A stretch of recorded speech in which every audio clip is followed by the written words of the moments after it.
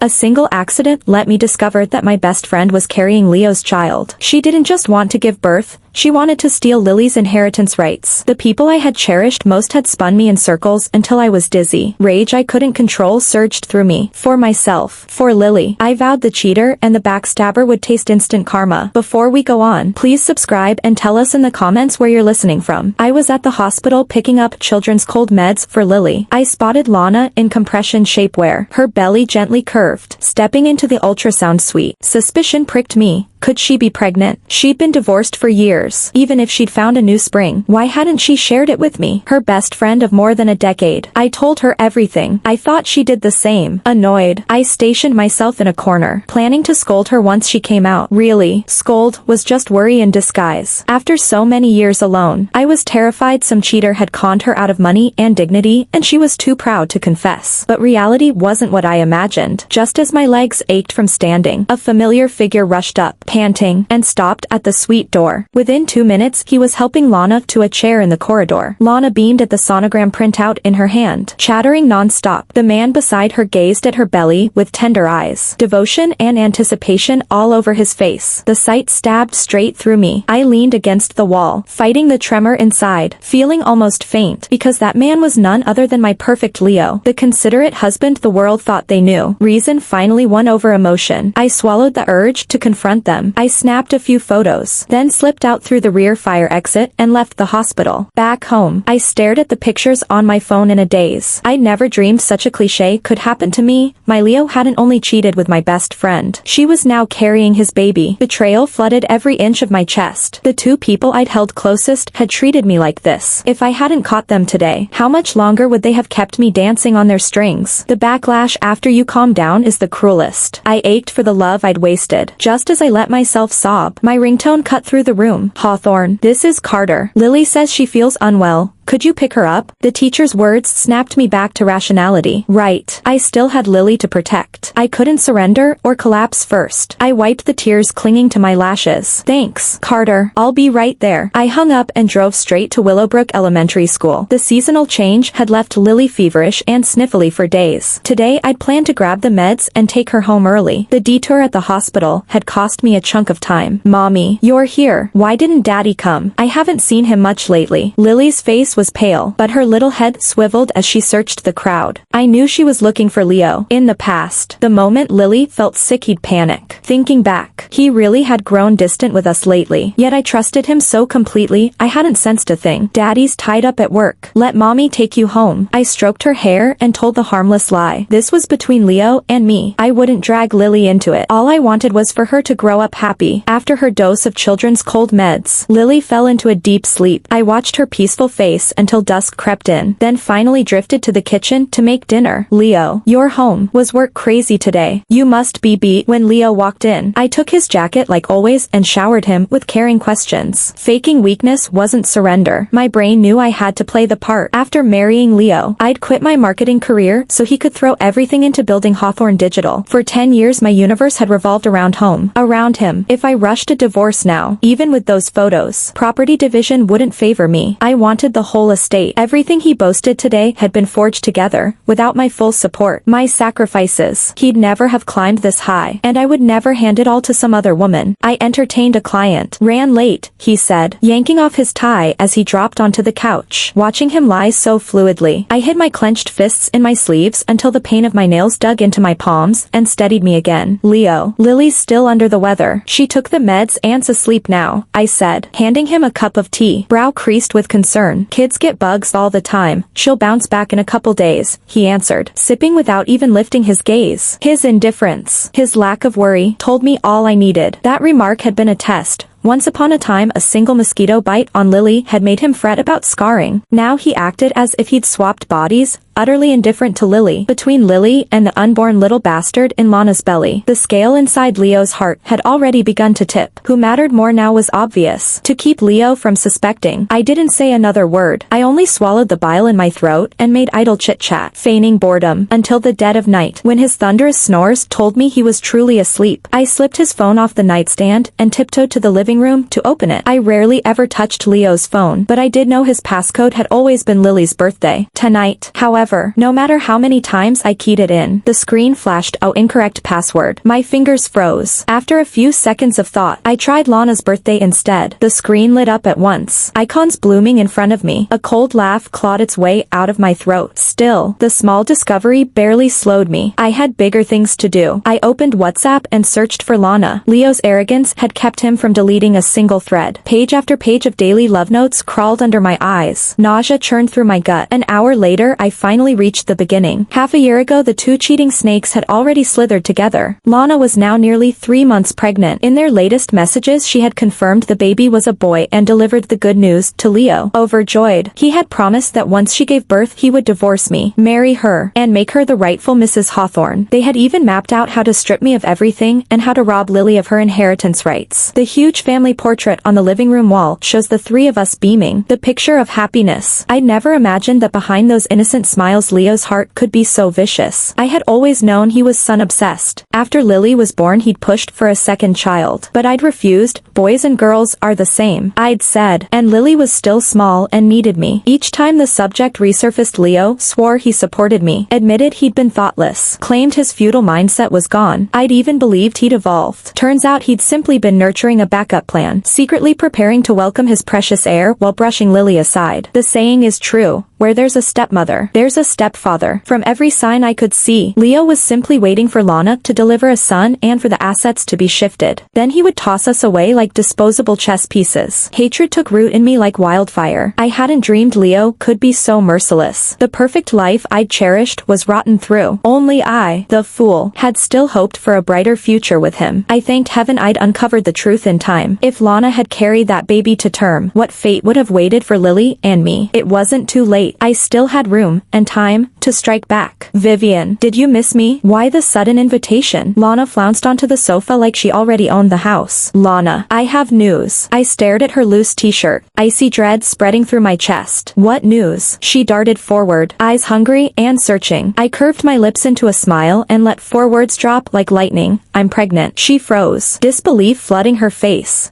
Pregnant? A sneer curled inside me, but I beamed outwardly. "Yes, Lana, 3 months along." I pushed the forged sonogram printout toward her. She grabbed it, color draining, too rattled to guard her expression. "Lana, cat got your tongue. Aren't you happy for me?" I asked, savoring the taunt. "Oh, of course I am. Just surprised." "You're having a second child," she stammered, fishing for confirmation that this was planned. I sighed theatrically, stringing her along until she leaned in, then said slowly, "Totally unplanned, an accident." I was shocked when the test came back positive. Blaming it on a fluke deflated her instantly. "So, you want me to go with you for an abortion?" she blurted, mistaking her wish for my intent. I held her gaze and shook my head. "No, this baby is fate. I'm keeping it." The doctor already picked up a heartbeat. With every word, Lana's complexion grayed another shade. "2 kids. Will you even manage alone?" she pressed, scrambling for reasons I should terminate. "If it's too much, I'll hire a live-in nanny. Leo earns money for me to spend." "Right. And the fortune teller swears it's a boy, exactly what Leo's always wanted." Heaven's finally smiling on us. My face lit up with excitement as I stared straight into Lana's eyes and spoke, each word measured and deliberate. When she heard me say the word boy, the heart she'd been holding in midair finally dropped and shattered. "Well, that really is wonderful news. Congratulations." Lana swallowed the scream clawing up her throat and congratulated me through a smile that didn't reach her eyes. "All right, Lana. Leo will be home any minute. I need to freshen up and give him the good news, so I won't keep you. Let's catch up another day." Mission accomplished. I couldn't be bothered with more small talk. I stood up at once to see her out. After hearing what I'd just announced, her mind was probably a battlefield. She'd be desperate to rush home and digest the bomb I dropped. So the moment she caught my polite dismissal, she jumped up, forced out a few insincere pleasantries, and scurried away. The second the front door slammed shut, the corners of my mouth curled upward. Watching Lana squirm felt better than champagne. She'd barely left when Leo walked in. "What emergency was so urgent you dragged me out of a board meeting?" He gulped a glass of ice water. Irritation stamped across his face. I said nothing, just shoved the medical report into his hand. "See what you've been up to lately?" Leo frowned, confused, but the instant the printed word pregnancy came into focus, his gaze snapped to my belly and his voice cracked with excitement. You're pregnant? His reaction deepened the smile in my eyes. Clearly, he didn't care that much about Lana herself. He only wanted the boy she carried. I nodded. Doctor says 3 months. No wonder I've been filling out my jeans and napping like a cat. Oh, and Leo, this one's a boy, developing perfectly. The instant that key detail hit the air, he almost bounced off the ceiling. Baby, really? A boy in there? He cupped my abdomen like it was spun glass, eyes shining with hope. Of course, doctors don't lie about these things. You think I'm conning you? I rolled my eyes in mock anger. No, my mouth deserves a slap. Honey, from now on you rest, eat, nap, anything to bring our son into the world safe. I nodded firmly, sealing the deal, watching him practically pirouette around the room. I could almost hear him picturing a future with 2 little boys perched on his knees. He might be grinning, but how long could Lana keep smiling now? A few days later, I was stretched on the sofa eating fruit when Lana rapped on the door. Who are you? She blinked at the stranger who'd opened up. Lon, why didn't you warn me? I'm a mess. I stepped out from behind Davis and ushered her inside. Vivian, who's that woman? Your cousin. Lana craned her neck toward the kitchen where Davis had disappeared to start lunch. Hardly. Leo hired her for me, housekeeper extraordinaire. He figures I'm juggling Lily and a baby on the way. I might collapse without help. She cooks nutrition-packed meals, too. My shrug looked casual. My tone dripped smug. Lucky you. Leo takes amazing care of you. Lana's lips stretched into something that wasn't a smile. Tell Davis whatever you're craving. She can cook a 5-star anything. Look, in a single week my bumps doubled. Junior's shooting up. I patted the curve of my belly, intentionally flaunting it, and I wasn't faking. Days of endless meals and naps had layered real padding over my abs. Ma'am, your chicken noodle soup. Hot and ready. While we chatted, Davis appeared with a steaming bowl and a fruit platter. Lana, if you'd texted first I'd have had her make you a portion. Leo insists I eat nutrient-rich meals now, for optimal fetal development. He says. I twisted the knife. Female jealousy is a beast. A few well-placed jabs, and Lana's blood was boiling with nowhere to vent. After a strained silence, she suddenly brightened, decision flashing in her eyes. Vivian, I heard that new club, Aquafit, just opened, indoor pool for prenatal laps. Supposed to ease delivery. Let's check it out together. She rattled off the benefits of water exercise, blind to the glint that sparked in my own gaze. In truth, I'd been loafing around the house precisely to bait her into making a move, and I was confident she would. Thanks to Leo's lazy habit of never clearing his texts. Since the night I'd uncovered their affair, I'd stalked their chat history every time he dozed off. At first, the messages had been syrupy love notes. 2 horny teenagers with emoji hearts. The shift came the evening I told them I was pregnant. That night Lana had pestered Leo. When was he finally dumping me? He'd deflected, then gone cold. From Leo's vantage, the logic was obvious. Looks, education, polish. She trailed me in every category. Add in the legal labyrinth of divorcing a founding spouse, plus the fact that his bare requirement was now met by me. Lana's bargaining chip had evaporated. Within days, she couldn't stomach his indifference anymore. She started threatening Leo, saying she wanted to terminate the pregnancy herself, to keep the baby inside her belly. Leo had no choice but to coax her patiently. Finally, after every last stunt Lana pulled, Leo delivered his ultimatum. He said that as long as she carried the baby to term, he would not only pay sky-high child support, but also hand Lana $1 million in gratitude. If she refused, fine, she could abort. He already had a son anyway. Once she understood Leo's stance, Lana dared not make another reckless move. After all, ending up with nothing but an empty basket was never the outcome she wanted to see. Sounds great, Lana. I could use some exercise too. Otherwise I'll be a balloon by the time the baby arrives. I agreed to her proposal, smiling as harmlessly as a kitten. Perfect. Vivian, I'll register at that Aquafit right away. Tomorrow we start. With my yes, Lana beamed, scrambling to set her plan in motion. But she didn't know the mantis stalks the cicada while the oriole waits behind. Every step she took was already written into my script. After I walked her out, a light, breezy satisfaction flooded me, and I happily dug into a plate of watermelon. I've known Lana for years. I know her never give up until the goal is destroyed temperament. So of course she found Leo's offer lacking. $1 million wouldn't satisfy her. Her target has always been to replace me and become Mrs. Hawthorne. The next day I arrived at the entrance of Aquafit exactly as promised. Oh my, Lana, your belly ballooned 2 sizes overnight. In the changing room, swimsuit on, I stared at her swollen midriff and covered my mouth in theatrical shock. She shifted awkwardly, shielding her stomach. I've been snacking like crazy lately. Gained a ton. That's why I'm here. To swim it off. I let the topic drop with a small nod, and together we headed to the pool. No coach, no instructions needed,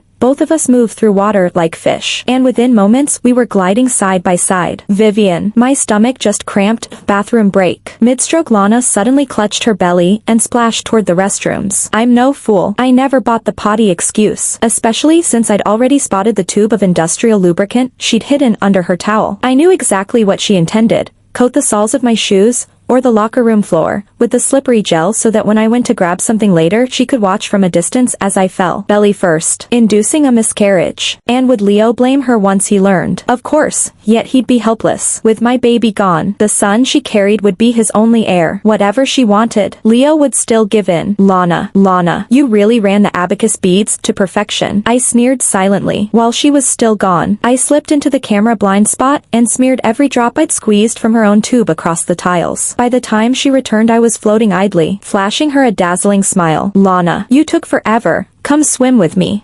Coming. After this lap let's rest. There's a fruit stand next door. We can grab our wallets from the locker. Her sentence was cut short when her hurried steps hit the lubricated patch. Greedy haste makes lousy stew, craving my miscarriage. She shot out from under herself and landed with a thunderous splat, squealing like a stuck pig. I swallowed a laugh, arranging my features into panic as I rushed to her side. Lana, are you okay? Does it hurt? I fussed over her but made no move to call for help. It was a weekday and the brand new club was empty except for the two of us. Only when I saw a steady stream of blood did I dash for the staff. Lana, why are you bleeding so much? I clutched her hand while we waited for the ambulance, sounding as frantic as a trapped bird, but all the fluster in the world was useless. She'd picked a facility in the middle of nowhere. Not only was Westbrook, Oregon miles away, but the ambulance needed almost an hour to arrive. By the time they wheeled her into the she had slipped into a coma from blood loss. I watched coldly as they pushed her towards surgery, contempt flickering in my eyes. Still, no point letting Leo stay idle. I pulled out my phone and dialed. Leo, Lana's in surgery. Please come. I'm scared alone. Only after he panted, on my way, did I calmly end the call. Honey, what happened? Leo asked between gasps, his face flushed from running. Leo, Lana invited me swimming. Then she slipped and fell, and for some reason she's bleeding heavily. In those few sentences I wiped my hands completely clean. Watching his expression shift from worry to thundercloud, I tasted a silent victorious smile. The patient lost too much blood and miscarried. Because of the delay, we have to perform a hysterectomy to save her life. At the doctor's words I pretended to cover my mouth in horror, but inside I was fireworks. My turn to repay her poison with poison, let her taste the evil she brewed. Miscarriage. Was Lana pregnant? I stared wide-eyed at Leo. Sweetheart, don't pry into other people's business. Our son is fine, right? He switched topics at lightning speed, and I obediently let the subject drop. Lana, don't be sad. Should I call your boyfriend and tell him? She had woken up pale and bitter, so I twisted the knife. Before Lana could say a word, Leo stepped between us and blocked me with one arm. Vivian, you're pregnant. Staying too long at the hospital isn't good for the baby. Go home and rest. I'll take care of Lana for you, I promise. He was terrified that the three of us in one room might detonate something he couldn't control. He hustled me toward the exit, and I didn't argue. I slid down the slope he offered and left the hospital without protest. I knew Leo and Lana were about to have the fight of their lives. The instant he'd said the word baby, I'd seen naked hatred flash across Lana's eyes. It was almost midnight when Leo finally dragged himself home, exhaustion clinging to him like damp clothes. Leo, how's Lana? I've been texting her and she won't answer. He patted my shoulder. Honey, don't contact Lana ever again. She blames you for the miscarriage. I'm afraid she might try to hurt you. You have to protect yourself. I almost laughed in his face. The sermon was proof he hadn't struck a deal with her. He was scared she'd bolt to me and blow his world apart. Hell hath no fury like a woman scorned. And all that. I knew the script by heart. Leo, I'm going to her right now. I refuse to believe she'll throw away 20 years of friendship. I let my voice crack and reached for my coat as if I were about to storm out. He grabbed me hard. Vivian, you're too naive. You don't understand what people are capable of. She'll try to hurt our son. He kept exhorting me, desperately, while I cycled through disbelief, horror, and surrender, nodding at all the right beats. Why would I refuse a gift that served me so perfectly? 10 days crawled by, and I started to fidget. With every sunrise my bump was supposed to swell, but I couldn't exactly eat myself into obesity. And Leo wasn't stupid enough. Sooner or later the calendar would expose me. While I was still debating my next move, fate placed the answer in my lap. Late that night, I glanced at Leo's phone and couldn't suppress a smile. When the neighborhood was buried in darkness, I slipped outside with a small toolkit, loosened a few lug nuts, and tiptoed back in. I woke to an empty bed and let myself dream of the life that lay ahead. Evening came, but the front door never opened for Leo. Instead, 2 officers stepped onto my porch. "Ma'am, are you Leo Hawthorne's wife?" I nodded and answered every question. "He lost control on the coastal cliff highway when his brake line failed. The car rolled. He didn't make it. I'm very sorry. The bastard was finally dead." The weight in my chest dissolved in an instant. Had the police not been standing there, I would have cranked the music and danced. I kept it tasteful. 2 crocodile tears and a hoarse question about details. When they left, I wiped my cheeks and exhaled in pure relief. Leo and Lana had never stopped talking. After her miscarriage, he tried to cut her loose, but Lana, broke and cornered, wouldn't vanish quietly. She served him 2 choices: marry her or hand over $5 million. Otherwise she'd come to me and blow the whistle. She had no leverage left, so Leo stalled, soothing her with lies while he waited for me to deliver the baby. Once the heir arrived, he'd toss both of us out like last week's trash. Lana lost her patience first and summoned him for a final showdown. I seized the opening. Under cover of night, I crouched beside his car, unscrewed those lug nuts, and sent the 2 cheaters on a one-way trip to hell. To my surprise, Lana didn't die. She survived, paralyzed, disfigured, her face mapped with grotesque scars. The trauma snapped her mind. When she finally regained consciousness, she babbled like a broken doll, and the doctors stamped her file psychotic. Her family washed their hands of her, hauled her back to their rural hometown in Wyoming, and left her to rot. I clapped when I heard the news, because sometimes living hurts more than dying. She can spend her days paying for every sin she committed. As for Leo, I dumped his ashes at the city dump. A grave plot costs money, and that bastard wasn't worth a cent of mine. The moment he was pronounced dead, I inherited the entire estate, liquidated every share of his company, and converted it all into crisp, colorful cash. Money you can hold is money you can trust. 1 year later, Lily and I boarded a flight to Hawaii to celebrate a brand new kind of Lunar New Year. In those 12 months, I wandered mountains and rivers, saw every view worth seeing, and tasted freedom I'd never known. Watching Lily's bright, unclouded smile and catching my own reflection, 10 years younger, I understood the truth at last. The only good Leo is a dead Leo. Thank you for listening to today's story. If you enjoyed it, please like and share it with your friends. We'd love to hear your thoughts in the comments. Don't forget to subscribe for more gripping tales. See you next time.